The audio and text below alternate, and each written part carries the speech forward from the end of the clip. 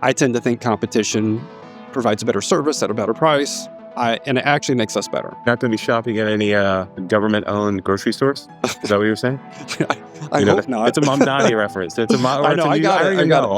I don't even know. But look, Gary's uncomfortable. We're making him uncomfortable.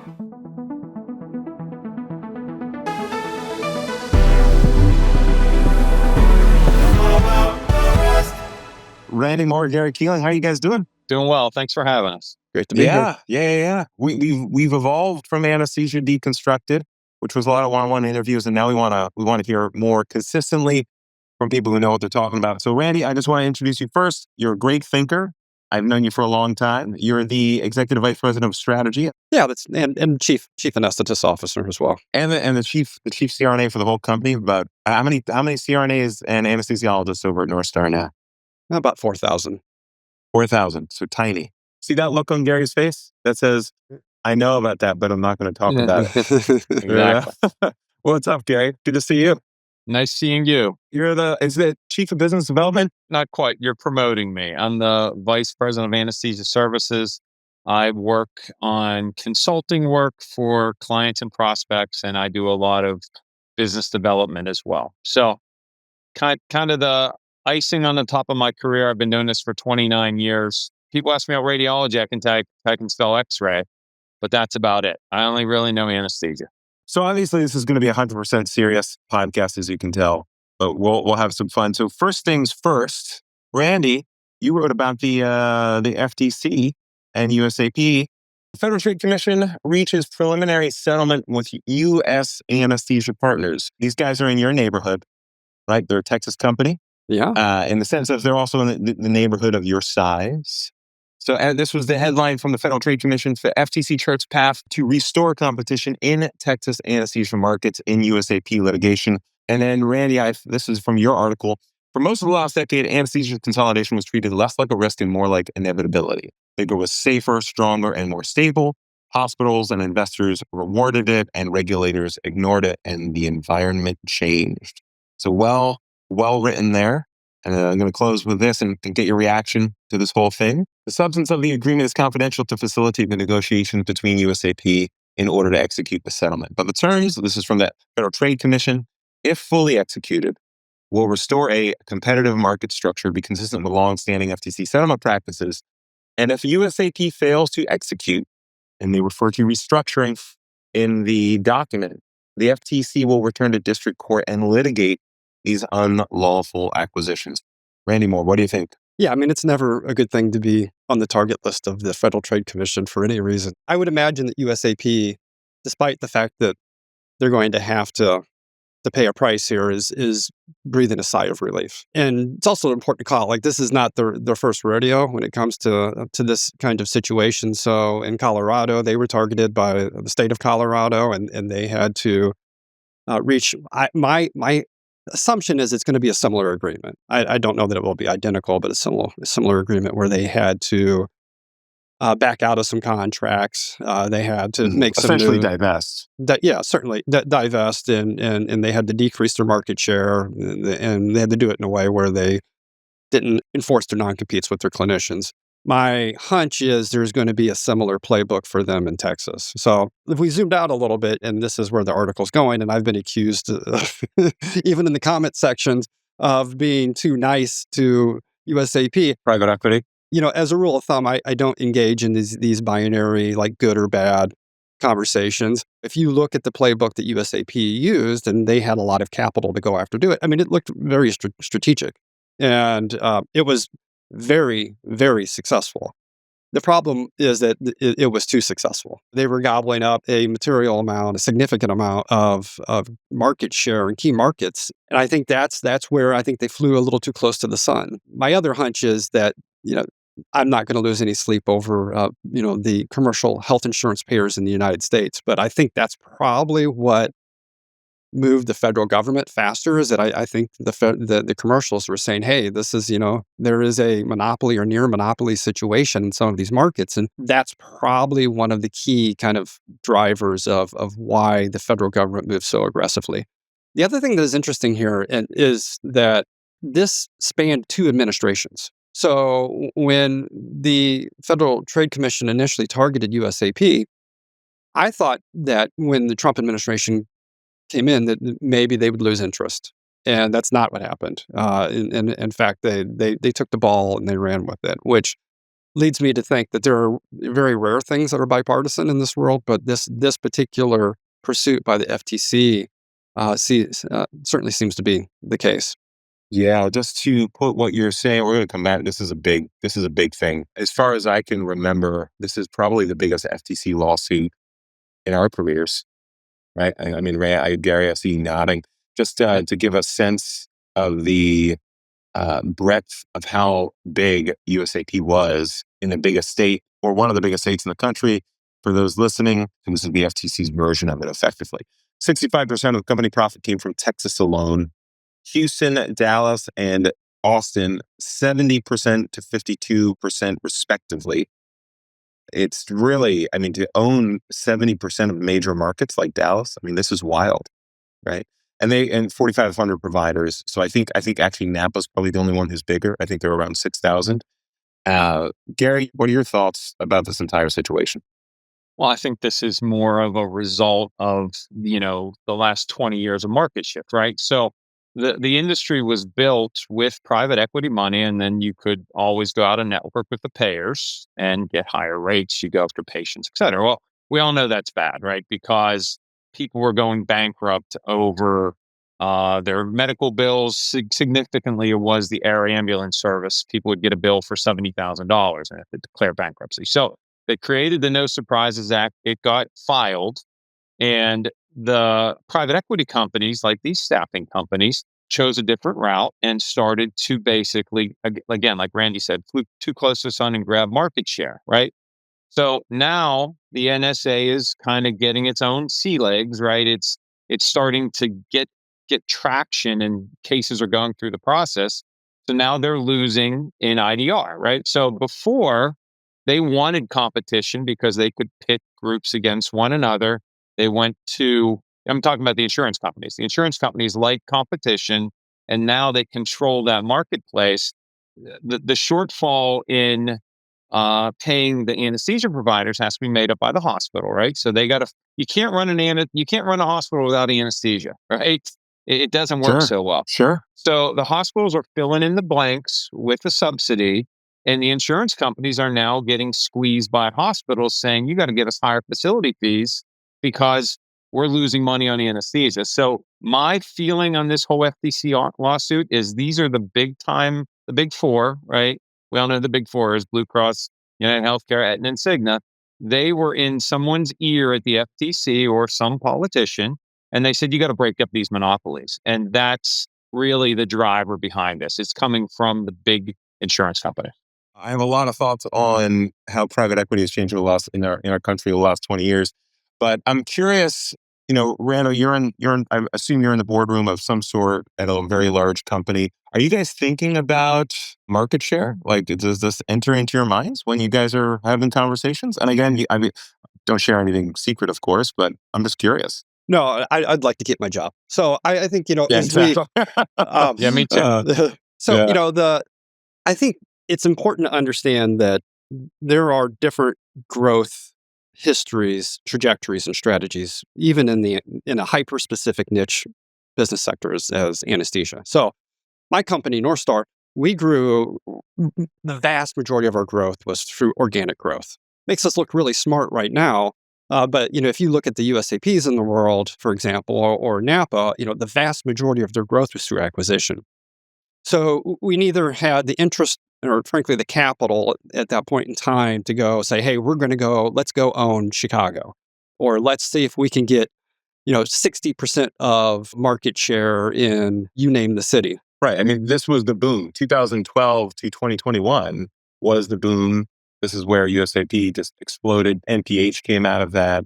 I wasn't really paying attention to this stuff at this time. That North Star was more organic in nature. Yeah, I mean, even to this day, we will look at potential acquisition targets, but we tend to kind of go back to like organic is the way for us, and opportunistically, sure, we would pursue an acquisition if it made sense, but we don't really think about this as can we own a market. It is can we be successful, right? Can we be successful in delivering the services, which is primarily based on can we recruit and retain CRNA and physician talent, full stop. So Yeah, to actually do the job.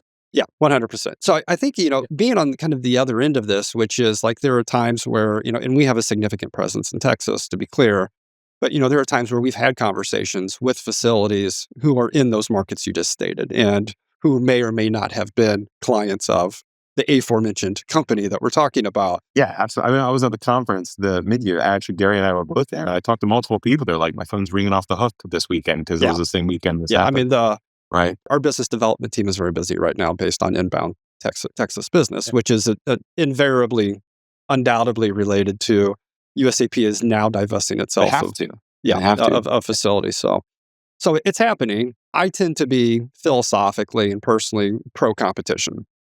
So I tend to think competition provides a better service at a better price, and it actually makes us better, right? So when we are, as a company, you're not going to be shopping at any government-owned grocery stores? Is that what you were saying? I hope not. It's a Mamdani reference. It's a I know. I got it. I don't even know. But look, Gary's uncomfortable. We're making him uncomfortable. So I tend to philosophically have issues with if there is a perception or a reality of this is not a competitive market because someone owns it. So right. I think everybody benefits from competition. As you think about how this plays out, I do think it's going to have a pretty big impact on one. There's not a lot of acquisition growth going on in anesthesia right now. So will that change? I think it is. Why do you think that is? Why do you think that? I'm curious on your take. The value, the valuation of these companies plummeted. Go back to the COVID period, and this is not a COVID problem. COVID was an accelerant. It wasn't necessarily the change agent. But you look at the valuation fall out of the bottom of these companies because they had too much leverage. Their margins evaporated virtually overnight because their labor costs were exploded. And all at about the same time, the reimbursement headwinds really started to hit. And then no surprise billing came in, and that threw gasoline on the reimbursement headwinds issues. So we would look at these firms and we would say, we would look at potential acquisition targets, and we're like, we're not paying for that. I know you think you're valued at X, but those are pre-COVID valuations. And so this private equity companies, most of them want to get rid of their assets, but they can't because they're underwater from a valuation perspective. A lot of these groups who are seeking acquisition, so think of these regional groups who either have private equity or seeking private equity sponsorship, are having difficulty getting interest because there's just real concern around the value and the future value of those firms. And along what Randy said is North Star did it the right way, right? And I'm not. I don't have North Star on my business North card, Star, right? we do take advertising dollars. So anybody who's listening to them But like Randy said, they grew organically by trying to deliver better service, better solutions for the health systems, right? I'm a CPA by trade, so I always look at the bottom line, right?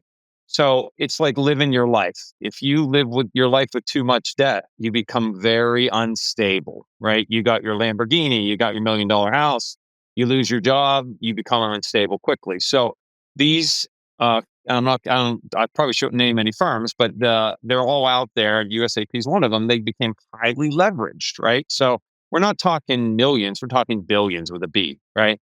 So when you're billions in debt and the market shifts, a lot of hospitals are saying, geez, I've been paying $1,000 a day. I always use the example. I'm not a car guy, but if I could pay $20 a day and drive a Lamborghini, I'd probably do it, right?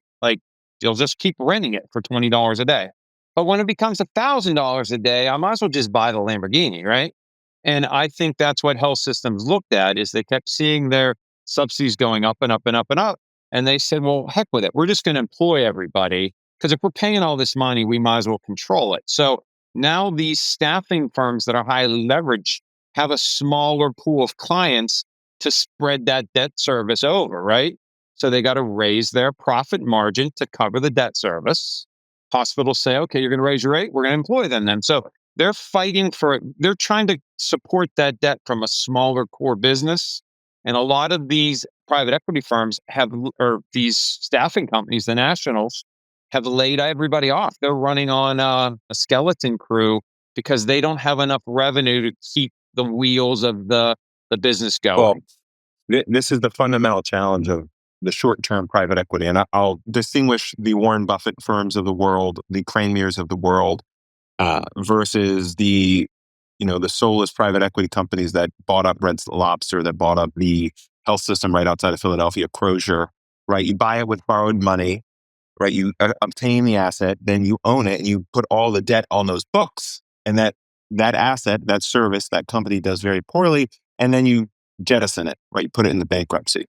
And not my area of expertise per se, but I think that is why at a broad level, we've seen such a negative social reaction towards all these private equity companies. And it does not, we all speak around the country, right? And one thing that I share with, companies at the smaller end, which I'll say 500 and below, right? Which is if you want to generate a margin, a profit margin in any service sector business, whether it's plumbing or neurosurgery, you should expect between 6 to 15% for your time in trouble. And if that matches what you would get in the stock market, that's probably for a reason. Markets tend to consolidate like that. The issue with private equity is when you drive it so far up and bring things so out of balance, there's a natural resentment towards that. And now we're seeing the system correct, right? I mean, this is why the FTC exists. I am surprised they kept going. When Lisa Khan, who was the Biden FTC chair, when she left, she was much more aggressive on these issues. And I'm surprised it kept going as well.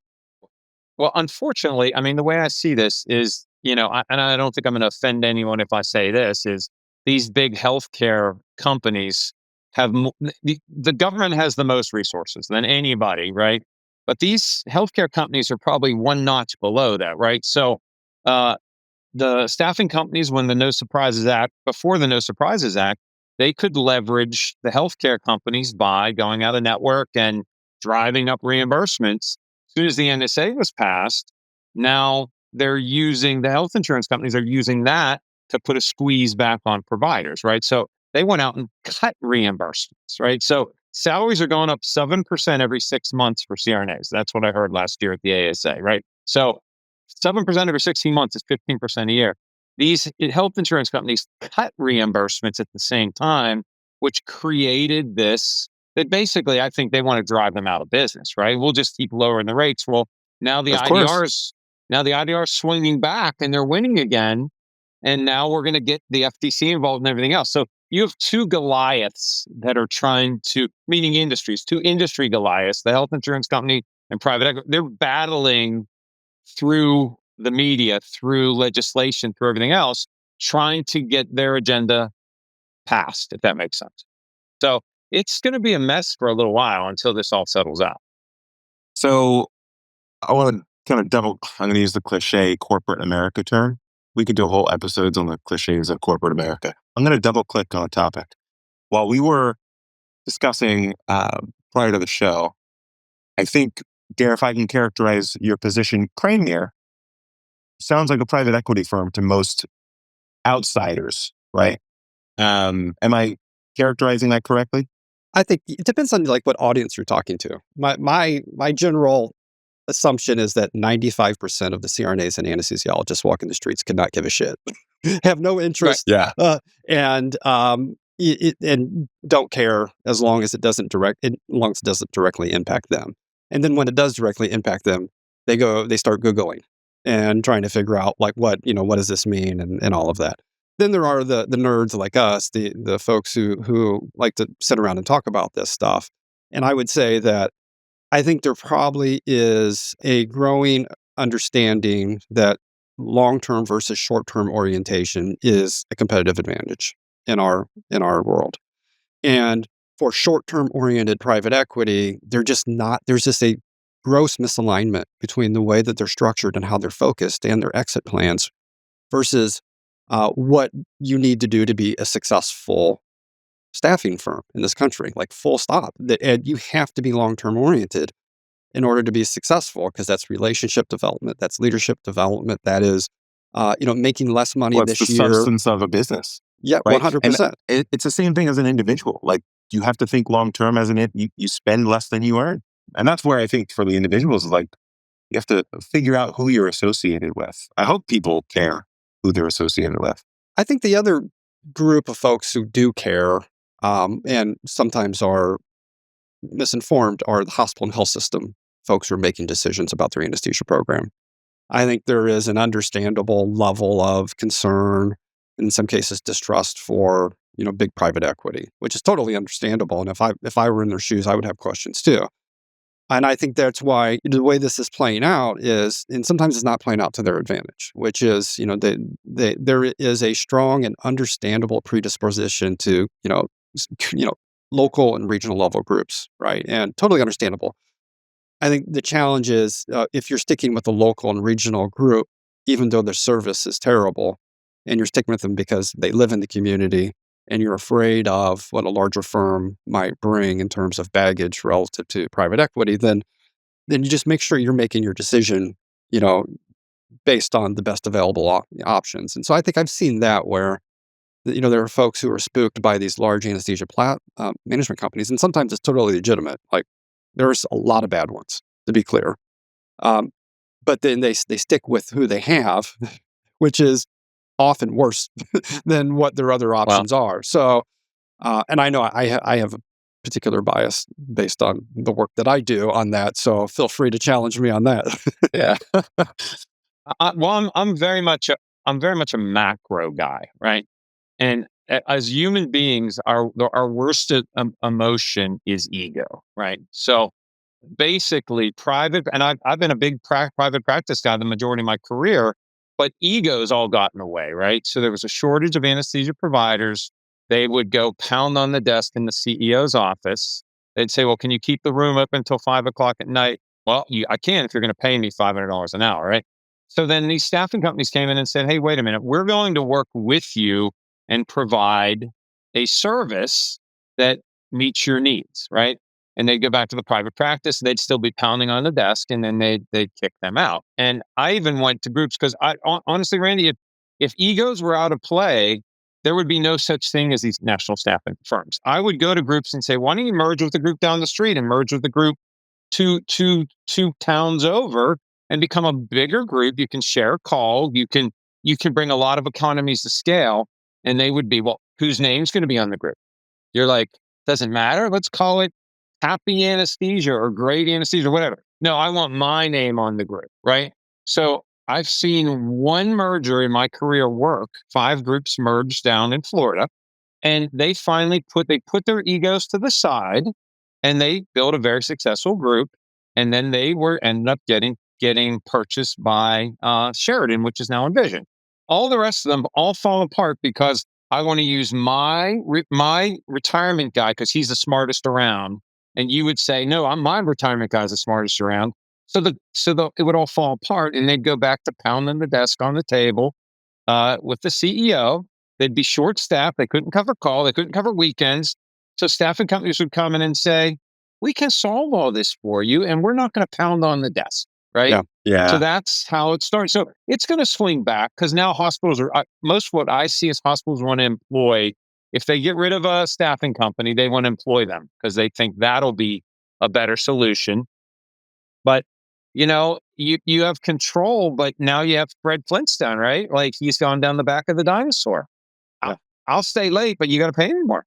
Yeah, we can have so one of these days we'll have somebody employed come on. I think the challenge with employed is fundamentally groups that are outside, they rely on fee for service revenue excellence. They rely on a different level of focus than an internal service will ever give it, right? If Agreed. you look at and Gary here, confirm or deny, right? Effectively, facility fee, surgeon fee, anesthesia fee, especially in regard to CMS and its size. So naturally, if you have a third-party RCM firm, they're going to go after the big hospital fee first, right? Or even an internal service where there's some sort of metric. I think, Randy, you made a very good point in terms of there's going to be things that North Star and its peers do better than mid-sized firms like Guide, right? I mean, just at scale, there's going to be leadership infrastructure. And look, my business partners are probably going to hate this next statement, but at scale, like if you're taking on a 50-site hospital, that's a massive lift. And the hospitals have to make the question, should we bring this internal or use a company like North Star or Napa? I think the main upside is control, but you probably lose 15% on revenue. You probably lose another 5 to 10% on employee costs because you're just not as good as managing it. You just don't know the market as well. We'll see. I could be wrong. I mean, I don't know the status of some of these big internalization projects, but my understanding is they've not gone well, right? It's a hard service. Yeah. Productivity goes down too, right? Yeah, of course. Natural incentive. When I worked with Joe and his partners, they were, with shoestring, right? And we would go meet with these facilities, and Joe's very, very honest, very, very high integrity guy. He'd be like, yeah, we'll stay till the cases are done. We'll get in early if the cases are going to be early. We'll come in Saturday if you want to run some Saturday cases. And they were like, oh, this is great. And you still have that outlook as an owner of a bigger group. But I think when you become employed, you lose that desire to make the hospital successful. You don't have as much of a vested interest. Yeah, a drive. Final thoughts on this topic, Randy? We've got some data that we think we feel pretty comfortable with that is accurate around what's going on from anesthesia transition. So at any given moment, 3 to 5% of hospitals in the United States are looking to change their anesthesia program. So they're either outsourced and want to move to a different outsource firm, or they're outsourced and they want to move to insource, or insource want to move to outsource, or some Right. variation of that. So that's Different level of the cycle. and what we're seeing now is, and these things are cycles, is that about 1 to 2% are moving from outsource to insource. So what that means is the insourcing, and maybe this is me again being, I get biased, but the insourcing trend seems to be decelerating, and the outsourcing, and we're moving into another cycle of outsourcing. And we've seen this, at my firm, which is we'll have conversations and they'll decide, actually, we're going to insource. And then they call us 2 years later. And so that cycle is playing out. And it's about 2 years. It takes them 2 years to really understand what the financial and operational consequences are of insourcing. And just to be clear, I'm not anti-insourcing. I think there are some legitimate reasons why you should do it. There is a subset of hospitals that actually do it well, but the majority don't. And you have to It's just not their core competency. No, it's It's not what they do. it's a knife fight on our end, and this is what we do every day. This is hard, complicated work. So you just have to be clear-eyed of what your priorities are. So 70% of folks change their anesthesia program because of coverage issues, and then 30% because of cost. That's roughly how it plays out. So if you understand the consequences to coverage and costs with whatever path you take, and you've done your homework, then that's fine. And if you're willing to give up revenue in order for control of your anesthesia program, then that's the right answer for you. And that tends to work better for the kind of academic medical centers, but the community hospitals of the world, the rural hospitals of the world, or even these affiliate of medical hospitals that are with a AMC don't have the luxury of not being focused on financial performance. And those tend to move very aggressively towards outsourcing. Makes sense. And I know what Gary's thinking. He's thinking, and Coronis Billing can help you decrease your financial outlay. Please find us at, Gary Keeling, or whatever it is. We take advertising dollars. From my experience, we're not seeing that. We're seeing probably 60% to 70% of the people that pick up the phone that call me are hospitals that want to employ their group, right? And again, egos are a dangerous thing. I've had a hospital administrator talk to me recently. They had like 7 hospitals, and he said, could you help us out? I think we would at least want to make about 5 or 10% off the backs of the anesthesia department. I said, are you crazy? And you were like, all you can do is reduce your subsidy by 5 to 10%. I said, there is no profit. I said that it's going to be subsidized. And he could not understand why. I said, because Medicare pays so low. And who are the frequent flyers? The hospitals, right? I mean, these are like, if you think in common sense wise, like I've had 2 operations in my life and I'm 57. One was a foot operation, and I got my tonsils out when I was a kid. But the people going are all of Medicare age, so reimbursements are going down on a per case basis. There is no profit to be had, but that's where these administrators don't understand the dynamics. So they have these like kind of warped opinions, right? Like we're gonna hire you all, and we're gonna make money off the back of Randy and Joe, and it's not gonna happen. Gary, we're going to leave it right there. We are going to go on a quick break for those who are listening and watching. We will be back in a moment. So we're going to switch gears now. We won't have time to go into all this, but just real quick to set the table. So there have been so many bills. The most recent one was Kansas.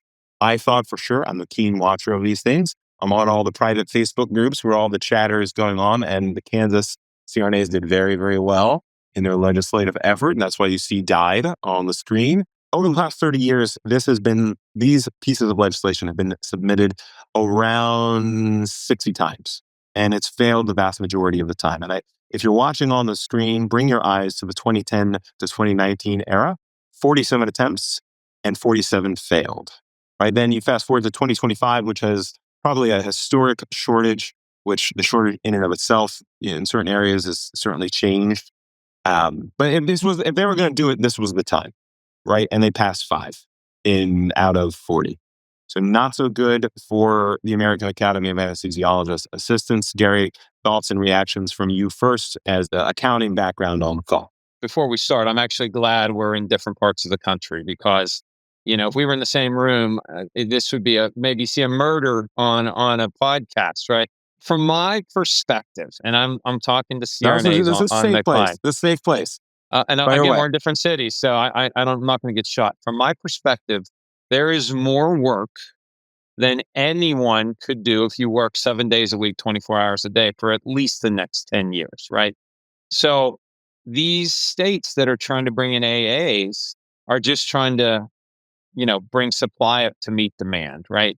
Salaries have gone to the moon. I just did a presentation at the AANA in Washington, D.C., and the salaries looks like a hockey stick. So I know this is one of those things that AAs are kind of pushing into the marketplace, but there's such a shortage of anesthesia providers. You can see why this is happening. And for the long term, 30 years down the road, that could be a problem for CRNAs without a doubt. But in the short term, I don't think it's going to, like my career, I'm 57. I got at least 10 years, maybe 15 years. I don't see it really hurting the industry from a salary job availability standpoint for the rest of my career. So that's just my opinion on these AA bills. Gary will now, and can you give us your email so we know where to send the hate email to? Just want to clarify. I'm just kidding. Randy. I feel like that old movie, Can't We All Just Get Along, right? It's a valid perspective. It's a valid perspective. There's a plenty of work to go around. Like, can't we all just get along? So, Randy, thoughts, reactions? Yeah, I mean, this is one of those hot button topics that, like, no matter what I say, I'm going to get hate mail. I know that. So, right. So it's Randy just keep. It's fine. I think it's a really, like, if we zoomed out and said, like, just looked at this from a macro perspective, I think it's a really interesting problem, right? So there is definitely a significant supply demand imbalance of CRNAs and anesthesiologists. The anesthesiologist pipeline just cannot respond in the way that the CRNA pipeline is. So you're seeing significant growth in the CRNA pipeline. You're seeing significant growth in the year-over-year graduates of nurse anesthetists. But, you're also seeing the demand dynamics continue to change in a way or that they're just gobbling up all of those new graduates. So there is definitely a supply demand. And my hypothesis on this has changed. For years, I've been talking about cycles versus structural. And I said, this is just a cycle.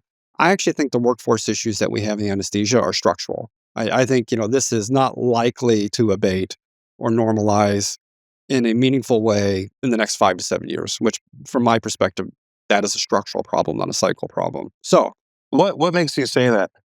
I think there is, I just don't, if you look at the pipeline, and even though the CRNAs are, they are real, I mean, the number of nursing anesthesia programs that have come online or are coming online, and the number of, like, 100% of the existing programs have grown their cohort size. So you're seeing significant increase in nursing anesthesia program growth. The challenge is that the demand is crazy. And that's because once we are using more and more CRNAs, we're changing anesthesia care models out of OR anesthesia. Ambulatory centers love CRNA models. So it's just hard to keep up. And the physician model, the physician Uh, the physician development model is just too fixed. It takes them Well, they have to get it forever. approved by the government, 100%. So, and right? They cannot respond to the market fundamentally. so they're much less market responsive. And so all of that is true. So what does this mean from a supply-demand imbalance? The challenge with AAs is that, if you zoomed out and said, and these are big round numbers, so feel free to criticize me if I'm off, but there are, call it 65,000 CRNAs walking the streets today, and maybe 45,000 anesthesiologists, and then there's 4,000 AAs. And what is happening is, the idea of increasing the number of anesthesia clinicians makes a lot of sense from the macro. But when you get into the micro consequences of that, in terms of how do you bring AAs into a model that never had AAs? It was always CRNA model. That is a incredibly complex and almost 100% failure in terms of you often lose all or most of the CRNAs when you do that. And then you get in it's just hard to move legislation. So just from a strategic perspective, it's much easier to play defense than it is to play an offense. Oh yeah, so, it's way easier to kill a bill than pass a bill. Yeah. And so they've got their hands full, in terms of their strategy and the investments that they're making in that strategy to increase the number of states that recognize AA licensure, increase the number of programs. They're just experiencing just so many headwinds, and this is really, really hard. So I tend to think in my role that I take this from a very pragmatic perspective. I don't get into the politics and the title stuff and the hurt feelings, because I am acutely aware of the fact that a lot of the criticism that CRNAs level at AAs looks a lot like the criticism that anesthesiologists sometimes level at CRNAs. Exactly right. And so, and I just don't think and I don't think legislators give a shit about the anesthesia politics. Well, I think when you look at, if you ask the question, what's the best way to expand the anesthesia pipeline? That's where I'm going. Yeah. Right. What really compelling, really difficult to say, is it a good idea to drop 60, and I think it's a really conservative estimate, it's probably closer to 80 pieces of legislation and spend all this time and money doing that, right? And not only that, but you get into, and this is not a comment on anesthesia models per se, but why create a professional that can only operate in one, right? I mean, fundamentally, they are constrained. And that's not to say they don't have a place or that's inherently bad or wrong. It's just what it is. Yeah. Right. So I think we're asking the wrong question with this legislation. And I think that's what I would, I advise. In our group, we take a pretty firm line on, we don't think in the world of either or, we think in the world of both and, or best of both. And I think this legislation just doesn't have that point of view. Right. And that's why it's been, it's why it's failed so many times. So I do have a bias in that sense. I think it's bad policy, right? And it's bad policy that ultimately takes more money out of taxpayers' dollar. So, Rand, I'm not sure if that's where you're going, but I had to weigh in there because I know I understand Gary's point of view. Like, hey, there's more than enough work for everybody. Yes, but if we're answering a different question of what's the best way to expand the pipeline, this is not it. Go ahead, Randy. I'm sorry. And just for the audience, for those of the folks who are listening or watching, so I was the CEO of the AANA for 4 years. So I was right. We didn't even introduce you that way. Yeah, and so I was definitely on the inside, and I would argue I was probably the chief architect of AANA advocacy strategy at the state national level. And I think what I'm going to say next is this is the part that might get me in trouble, which is I tend to not be open to these turf war arguments around anesthesia, whether it's anesthesiologists, CRNAs, or AAs, because I don't think it really holds water.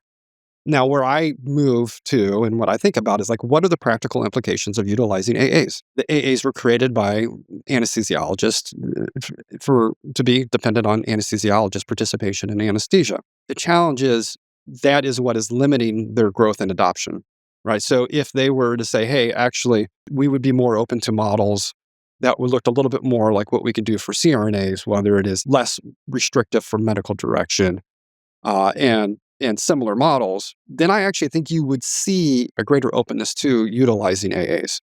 The challenge is that they are not, and the market is moving in a different direction. The market wants something different than 1 to 3 medical direction in many, many facilities, especially community hospitals and rural health or rural access hospitals or critical access hospitals. And AAs are just not a good fit there in the vast majority of those because of the practice model that they have to be in and the consequences of what happens under failed medical direction. Failed medical direction is a regulatory and financial problem that is significant. And so when you start to look at it through the lens of like the business of this and the financial and operational consequences of it, then it becomes harder and harder to really embrace this concept of bringing AAs into these models. The vast majority of models, it just doesn't work. You're fundamentally approaching this in non-ideological Yeah. terms. Yeah. And effectively saying, even if you sold me on the policy, it's hard to effectuate in the real world. Right. Right. Is that a fair characterization? And that's where I'm at. That's the job I have, which is like you driving have to do it in the real outcomes world. for our clients and for our clinicians and for our company. And if the ROI was different from my perspective, my opinion would be different. Because I'm a CRNA, but I need to be able to deliver outcomes for our clients. And that's how, we tend to think about this.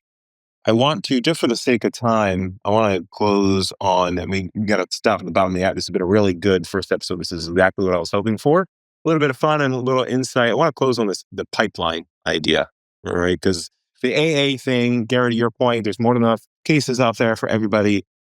If we pass all these laws right now, would it really impact? It takes them a long time to build up, all that sort of thing. There's 17 in the pipeline, 147 nurse anesthesia programs as of March 6, 2026. This is from my slide earlier in the month speaking in Florida. Another 17 in the pipeline. Every existing program is expanding. We're looking at a major increase. I'm just going to go on the record right now. I'm a huge believer in cycles. Everything from Polybius and Plato, governmental cycles. And I'm just a big believer in economic cycles, period. Right? Everything is on a cycle. The success of this podcast will be on a cycle, right? This will evolve into something else over time as well. So I think there's variables, though. We don't know, aging population, more anesthetizing sites, all that sort of thing. My general sense is that I don't know when that will happen. It just seems awful likely. And I'm preparing personally, financially, contraction, like the market will contract. It seems quite likely in my view. Not contract overall, demand will contract, slower growth. Yeah, I agree with that at a macro level. Like this cycle is going to change. But okay, Gary agrees with me. I just want that on the record. Keep going, please. Yeah. But with the way I see this, I don't think hospital administrators really care, or facility administrators care if you're an AA or a CRNA. They really don't understand it because the salaries are about the same, right? CRNAs have extra value to the facility because they can practice independently under the QZ billing model, right? So if you have MDs there, you're going to have to always do medical direction. So at the end of the day, though, they're just trying to get bodies into the room. Yeah, they're trying to get the cases done. And if you think about it, right, is one of the major not one of the major problems. It's one of the major benefits to anesthesia. Now you can refrain your brain. That was a book that came out a couple of years ago. It's actually very good. It talks about how you look at things. It's either plus or minus, right? Case volumes are not going up that much across the U.S. They really aren't. Anesthetizing locations are going to the moon. And I went and got a little procedure the other day. It was a test, basically. And I went to the Starship Enterprise to get this test done. A hospital here in Pittsburgh. It literally looks like you're walking into a spaceship. It's such a nice hospital.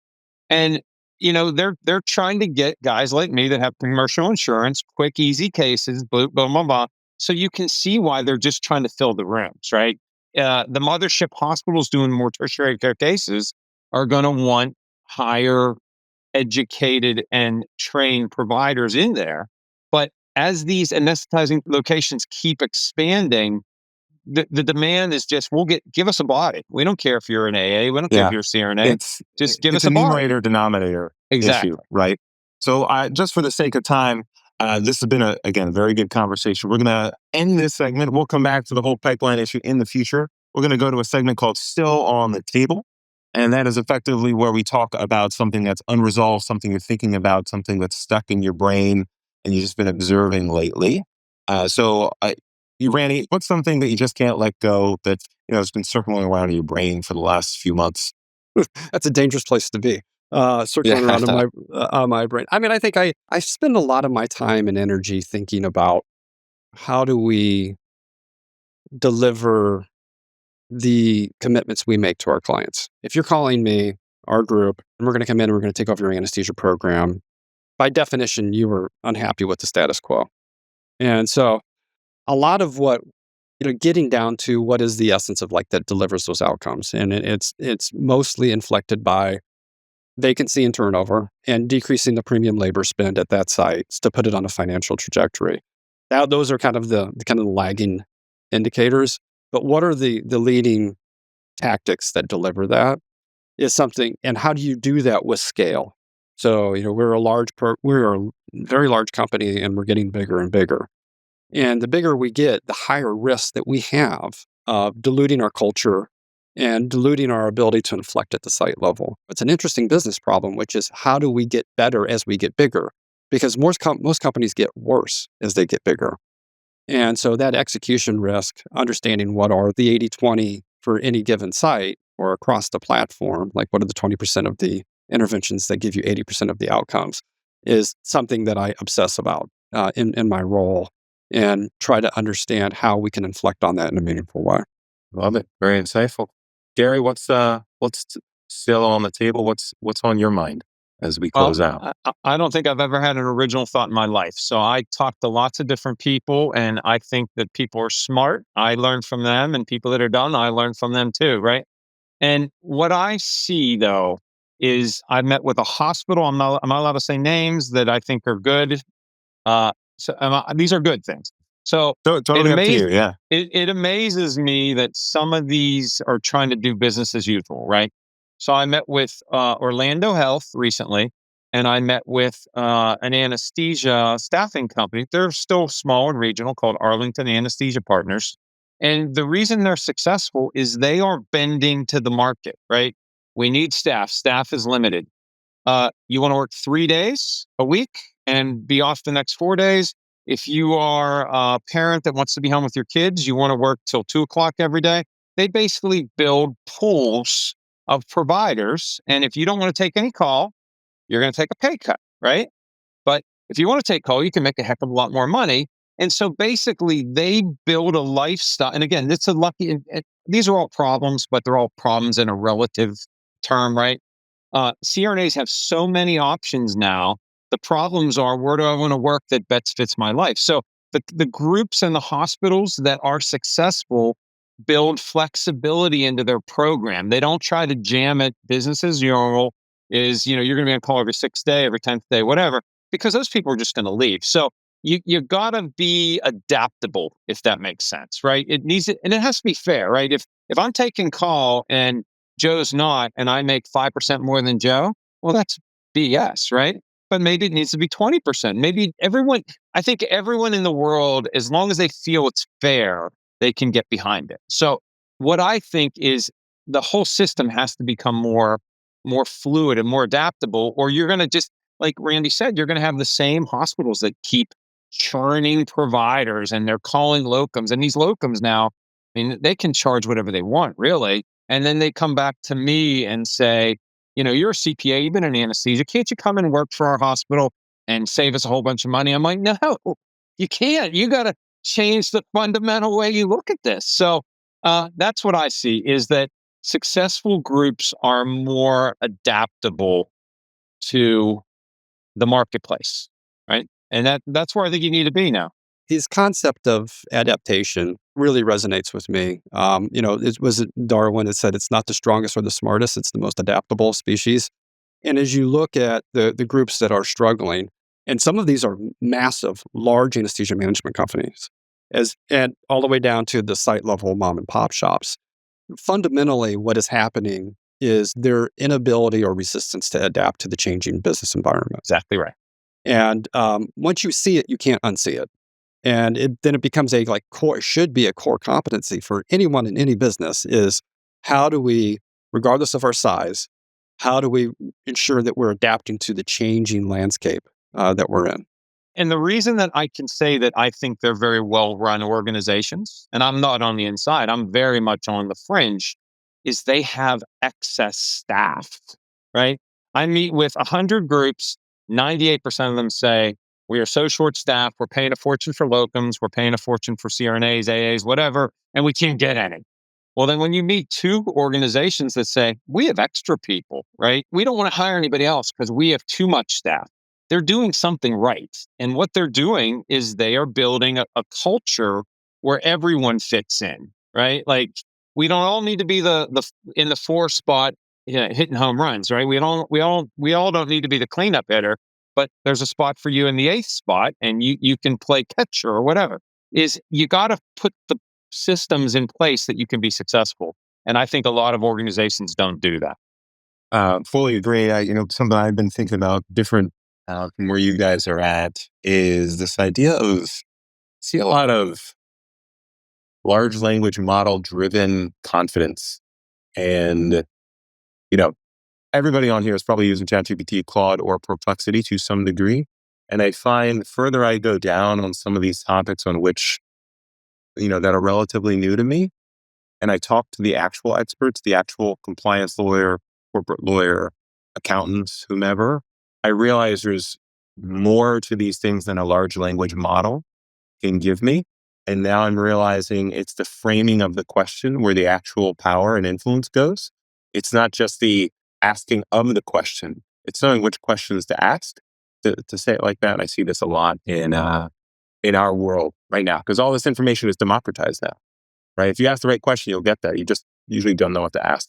All right. So Randy Moore, Gary Keeling, thank you so much for being here. I think this went very well. This is exactly what I was hoping for. I feel like there's a lot more to talk about.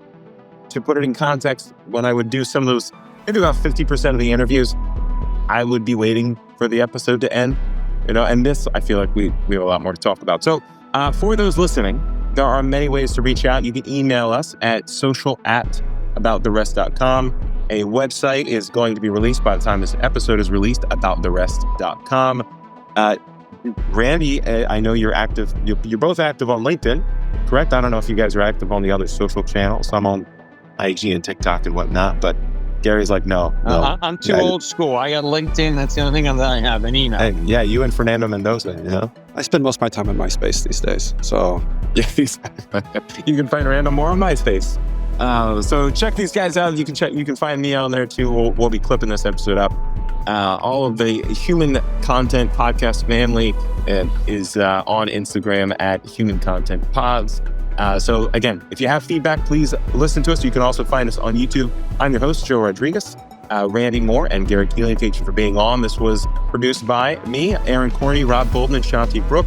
Editor and engineer was Jason Cortizo, and Omir Ben-Zivi did the music. So thank you, everybody. To learn about the Rest's program disclaimer and ethics policy, submission verification and licensing terms, and HIPAA release terms, all things the lawyers told me I had to say, you can go to abouttherest.com or reach out to us at production@abouttherest.com with any questions, concerns, or fun medical puns. This is a Human Content production. Thanks, everybody. Have a great week.